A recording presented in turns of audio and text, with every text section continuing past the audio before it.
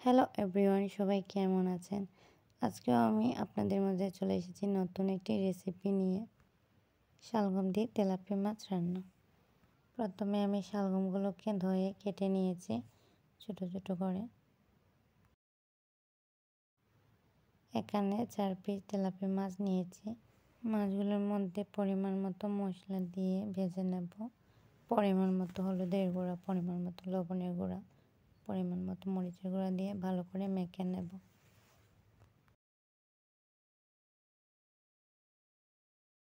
মাছগুলো মাখা হয়ে গেছে। এখন একটা কড়াই গরম করে তার মধ্যে তেল দিয়ে তেলগুলোকে গরম করে মাছগুলো ছেড়ে দেব।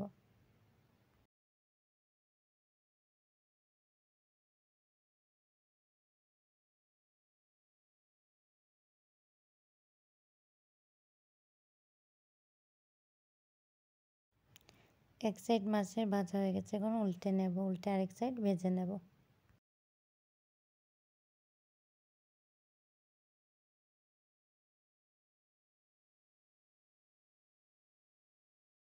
মাছ ভাজা হয়ে গেছে, এখন মাছগুলো নামিয়ে নেব।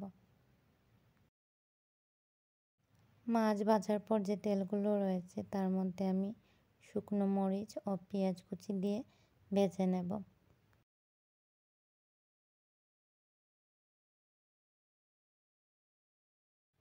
কিছুক্ষণ পেঁয়াজ ভাজার পর গোটা জিরা দিয়ে আরও কিছুক্ষণ ভালো করে ভেজে নেব।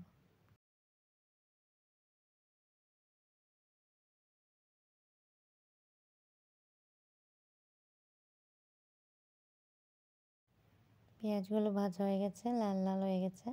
এখন শালগমগুলো দিয়ে দেব। দিয়ে কিছুক্ষণ নেড়ে ছেড়ে নেব।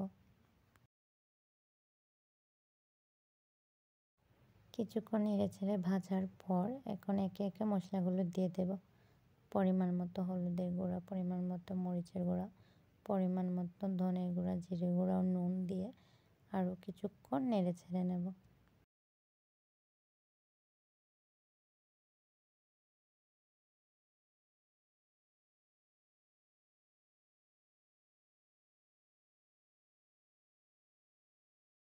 কিছুক্ষণ নাড়াচাড়ার পর একটা ঢাকনা দিয়ে কিছু সময়ের জন্য ঢেকে দেব। কিছুক্ষণ পর ঢাকনা সরিয়ে আরও কিছু সময় নেড়ে চেড়ে দেখব শালগমগুলো সিদ্ধ হয়েছে কিনা। শালগমগুলো সিদ্ধ হয়ে গেছে। এখন পরিমাণ মতো জল দিয়ে দেব।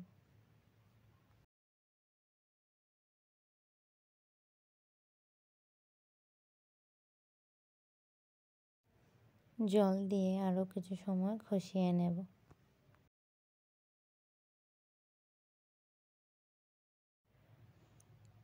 দেখেন কষানো হয়ে গেছে, জল শুকিয়ে গেছে। এখন ঝোলের জন্য জল দিয়ে দেব। জল দিয়ে কিছুক্ষণ নেড়ে চেড়ে ভাজা মাছগুলো দিয়ে দেব।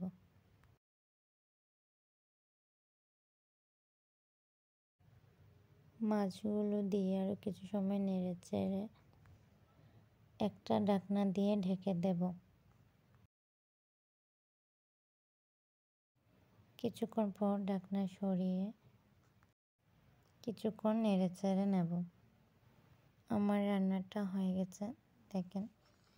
এখন নামিয়ে নেব। কীরকম হলো সবাই একটু বলবেন। সবাই ভালো থাকেন।